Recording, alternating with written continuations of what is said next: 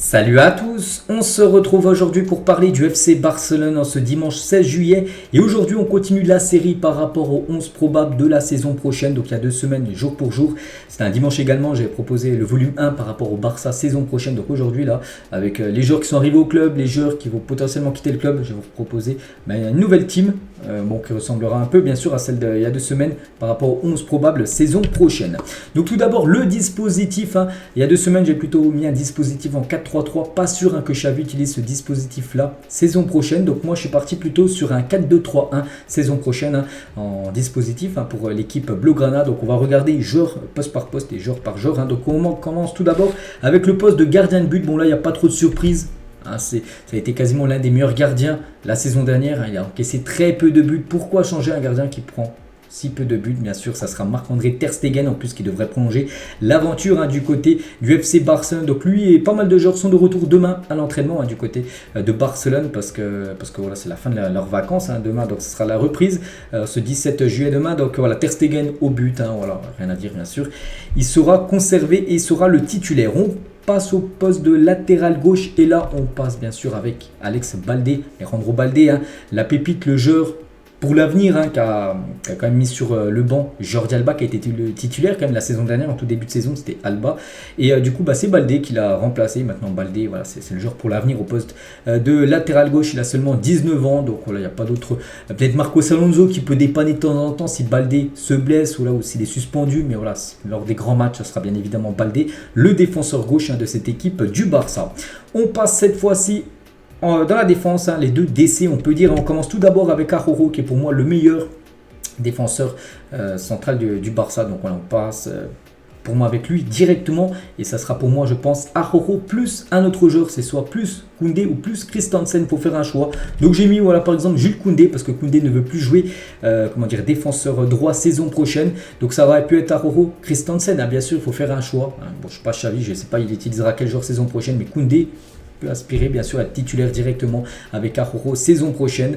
Donc il y a aussi Inigo Martinez bien sûr qui arrive aussi en tant que défenseur central du côté du Barça. Après voilà, il faut faire des choix, je dis, il ne va pas jouer avec 5 DC Xavi, donc pour moi les deux, je mettrai Araujo et Koundé, ce qui veut dire que Inigo, même Christensen serait sur le banc, mais il faut oublier que Xavi fait souvent tourner. N'oubliez pas que la saison va être très longue la saison prochaine, ça sera là dès septembre, octobre, ça va être des semaines à 2 matchs, voire des fois 3 matchs, un match le samedi, un autre le mardi en Ligue des Champions, puis tu reprends direct le samedi après en championnat. Donc c'est pour ça qu'il va falloir faire tourner. Mais bon, voilà, je partirai bien sûr sur cette défense-là. Et le défenseur droit, donc là c'est une recrue, c'est Cancelo. Cancelo, un nom vraiment que ça fait au moins 2-3 mois quand même qu'on entend la rumeur Cancelo. Et c'est vrai que là ça a pris ça avance un petit peu, il y a toujours des négociations. Après voilà, ça reste compliqué. Après n'oubliez pas qu'il reste encore 1 mois et demi de mercato, donc tout peut arriver. Mais voilà, un joueur, de toute façon c'est le poste prioritaire, le poste de latéral droit, surtout Koundé ne veut plus jouer ce poste-là. Il n'y a personne, il y a Dest, je ne vais pas mettre Dest, il y a Fresneda aussi qui est ciblé.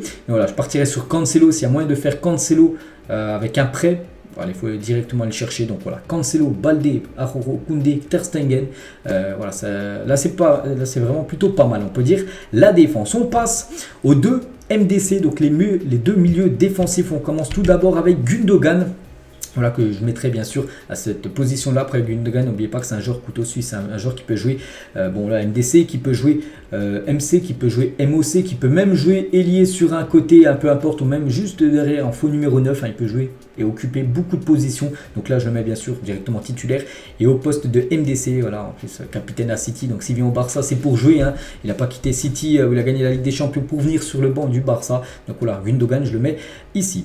L'autre MDC, donc là je pense que ça va faire parler parce que je pense qu'il y en a plein qui ne seront pas d'accord avec ce joueur qui devrait, ou peut-être il a déjà signé du côté du club, c'est Oriol Romeu. Mais n'oubliez pas les gars que MDC c'est un peu le poste de pivot et que Xavi il veut un pivot, et les pivots accessibles actuellement par rapport aux finances du club, c'est ce joueur-là, Oriol Romeu. Donc je le mets dedans. Après ça aurait pu être Francky de Jong, ça aurait pu être un Franck Kessié, mais bon là si Xavi veut absolument Oriol Romeu, c'est certainement pour le faire jouer, on peut penser.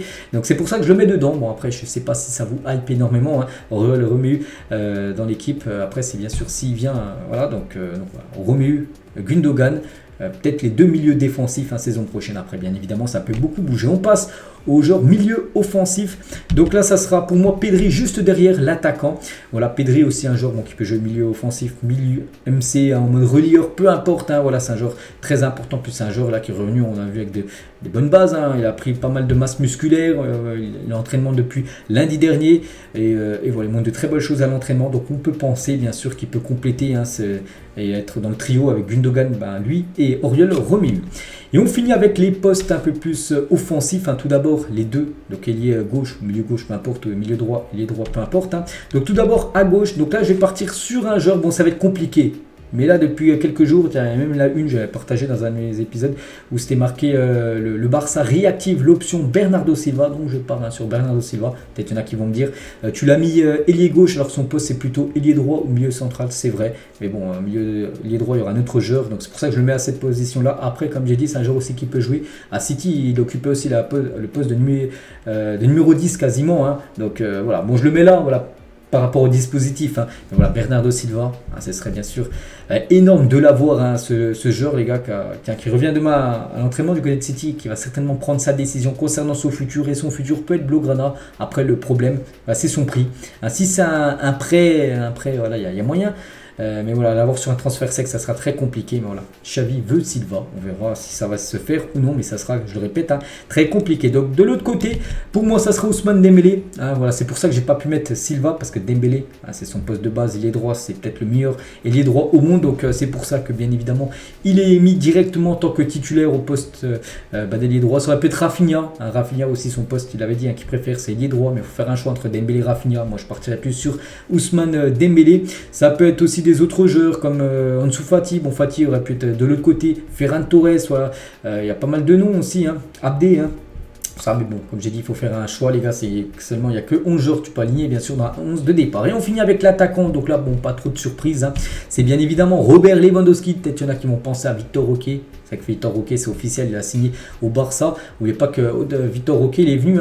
Enfin, déjà, il va arriver. C'est même pas là qu'il arrive là. Il arrivera en janvier. Donc voilà, ça va le mettre pour l'instant dans le 11. Et il arrive déjà pour apprendre, pour prendre de l'expérience par rapport à Lewandowski. Donc imaginez, tu as les deux dans l'effectif, Lewandowski et Victor Roque. Xavi utilisera toujours Lewandowski et Victor Roque jouera les fins de match. C'est un joueur pour le futur. Donc c'est pour ça que Lewandowski, tu peux pas le bouger, bien évidemment. Donc en plus, je crois qu'il n'y a même pas la carte FUT voilà, pour mettre Victor Roque. Donc je n'aurais pas pu le présenter. Mais voilà, Victor Roque, quand il arrivera en janvier, ce sera bien sûr une doublure, peut-être un joueur qui commencera des fois titulaire au poste de numéro 9. Donc voilà à quoi pourrait ressembler le 11. Donc j'ai noté des joueurs que j'ai pas dit. Donc bon, Rafinha, Frenkie de Jong, les gars, Fati, Torres, Christensen, Victor Roque, Abdé, voilà des joueurs qui peuvent arriver au club, des joueurs qui sont déjà au club pour bien sûr pour alimenter, on va dire, le 11 saison prochaine. Donc qu'est-ce que vous en pensez, vous, de ce 11 du Barça possible saison prochaine? Bon, je suis sûr déjà, Oriol Romeu, il y en a plein qui ne le mettraient pas dans le 11, si bien sûr il était joueur du Barça.